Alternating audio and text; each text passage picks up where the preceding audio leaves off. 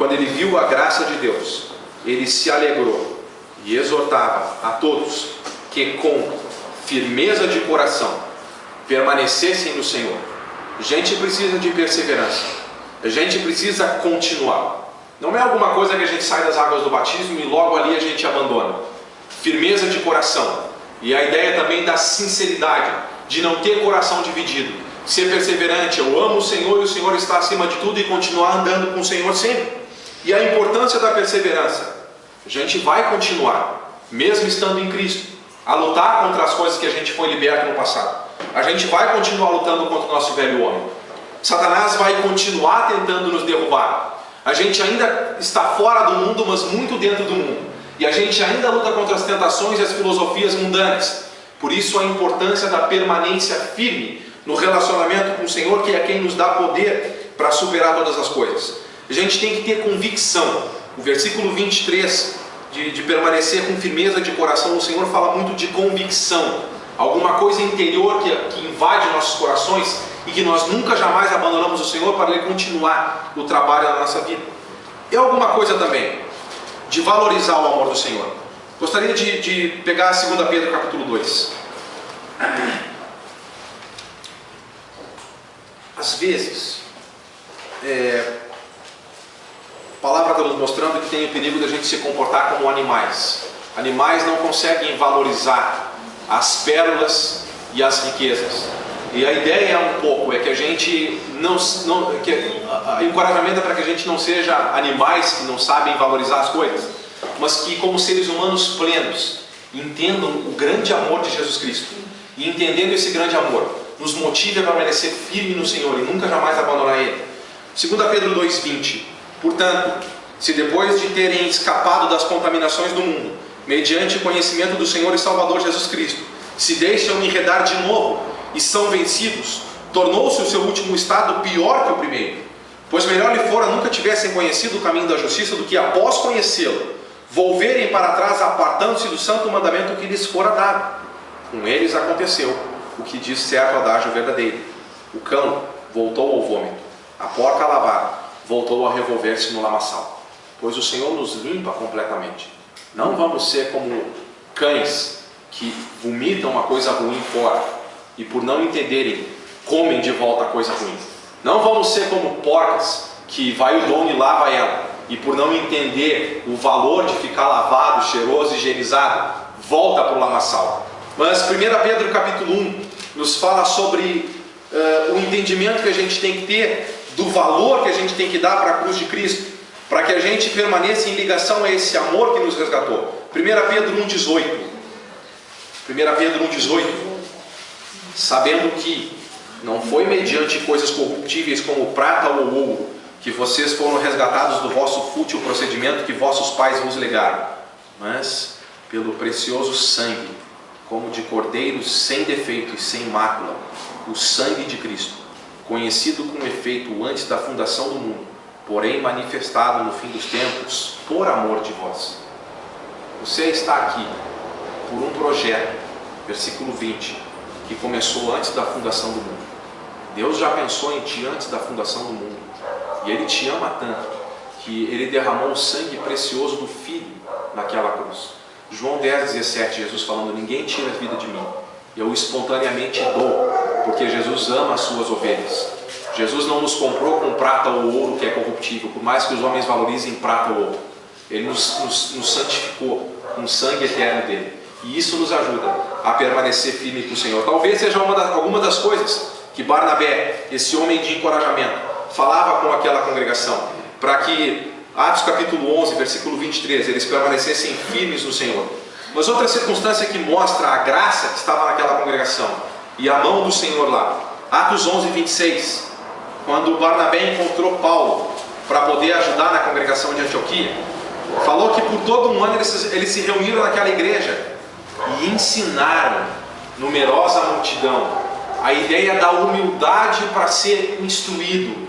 Diversas vezes nesse livro de Atos mostra as igrejas do Senhor com humildade para serem instruídas. Atos 2,42, a igreja de Jerusalém: perseveravam na doutrina dos apóstolos E diariamente, Atos 2,46, se reuniam para sentar aos pés dos apóstolos para aprender a palavra do Senhor. E essa igreja, por todo um ano, se permitiu ser ensinada por Paulo e por Barnabé. A graça de Deus é evidente numa congregação. A graça de Deus é evidente na vida de uma pessoa, quando ela entende que humildemente ela precisa da instrução que vem da parte do Senhor, para ela ir conhecendo cada vez mais o Senhor, ela se torne cada vez mais como Jesus Cristo e fortalecida, ela nunca jamais abandone o Senhor. E também, Atos capítulo 11, 26, a graça do Senhor foi evidente, que a mão do Senhor estava lá, porque pela primeira vez, um grupo de discípulos foi chamado cristãos. Não foi alguma coisa que eles se autonomearam, nós somos cristãos. Não foi a boca deles que se autolouvou, mas foram as pessoas de fora da cidade, que olharam aquele grupo que seguia Jesus Cristo e viram Jesus Cristo vivendo naquelas pessoas. E porque eles eram muito parecidos com Jesus Cristo, as pessoas estão chamando daquele grupo de os cristãos. A graça do Senhor e a mão do Senhor é evidente na vida de uma pessoa ou de uma igreja, quando nós vemos Jesus Cristo vivendo e palpitando no coração de cada discípulo que vive numa congregação. Foi alguma coisa de mudança real que aconteceu naquela congregação. A graça também se viu em 11, 27 a 30, a gente não leu, mas na ideia da alegria deles. Desceu um profeta chamado Ágabo, de Jerusalém para Antioquia, falando sobre uma grande fome que aconteceria em todo o mundo então da época.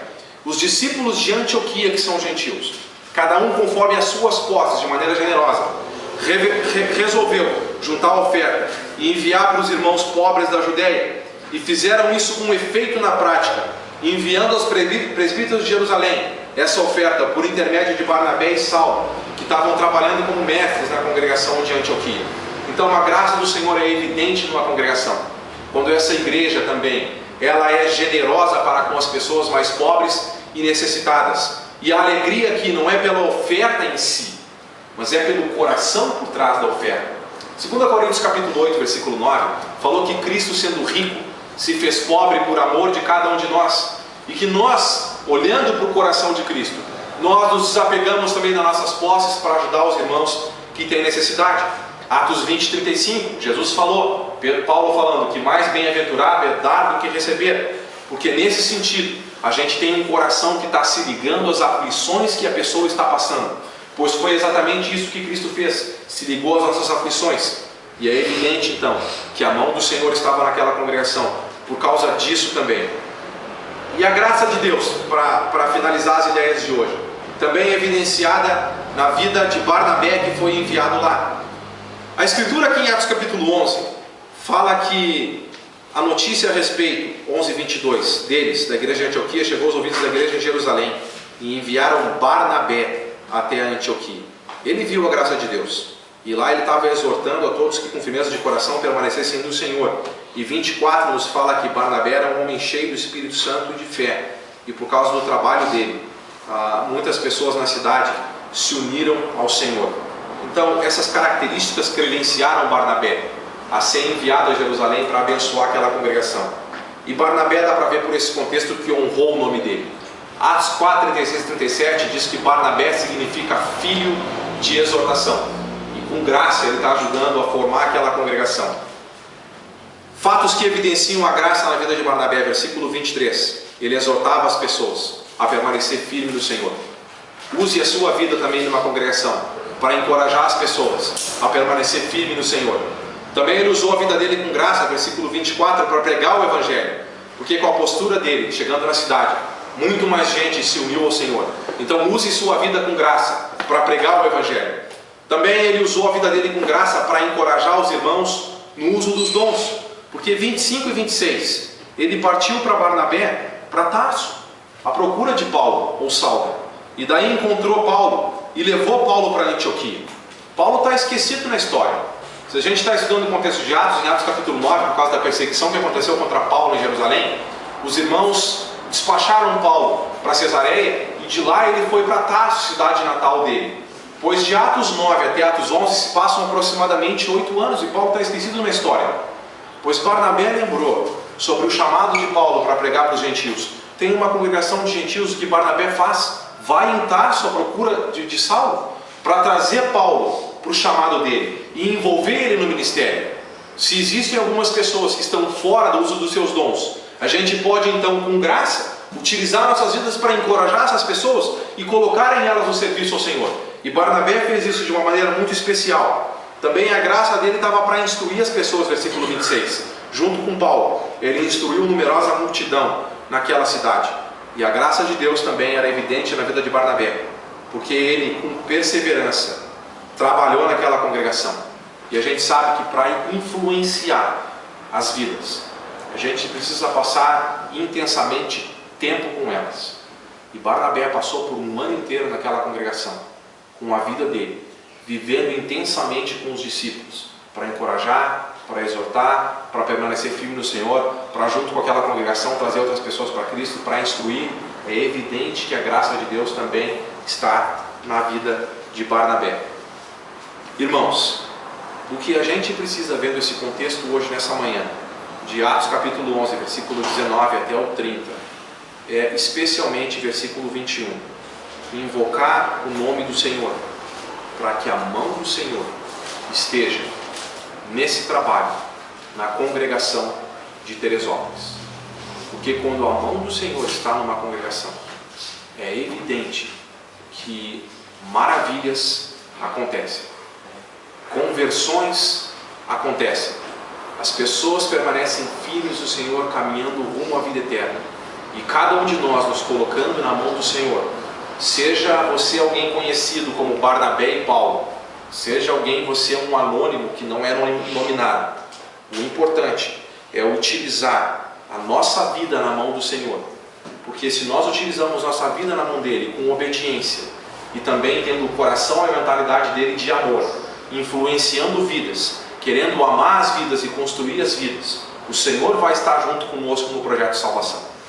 Inclusive, uma última ideia para a gente encerrar esse momento aqui em Atos. Talvez o nome mais correto de Atos não seja Atos dos Apóstolos.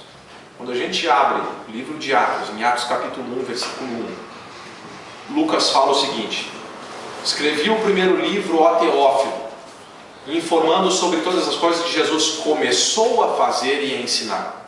Falando sobre o ministério da vida física dele, e aí está falando sobre o Evangelho de Lucas. Lá são as coisas que Jesus Cristo começou a fazer e a ensinar. Aqui em Atos, são as coisas que Jesus continua a fazer e a ensinar. É Jesus Cristo agindo em Atos também. Não são Atos dos Apóstolos em si. É uma ideia um pouco humana. Talvez a ideia principal são os atos de Jesus Cristo, através do Espírito Santo, usando como instrumento os apóstolos. É Deus do céu operando, a igreja cooperando, e vidas sendo transformadas e crescendo rumo àquele céu que nos aguarda.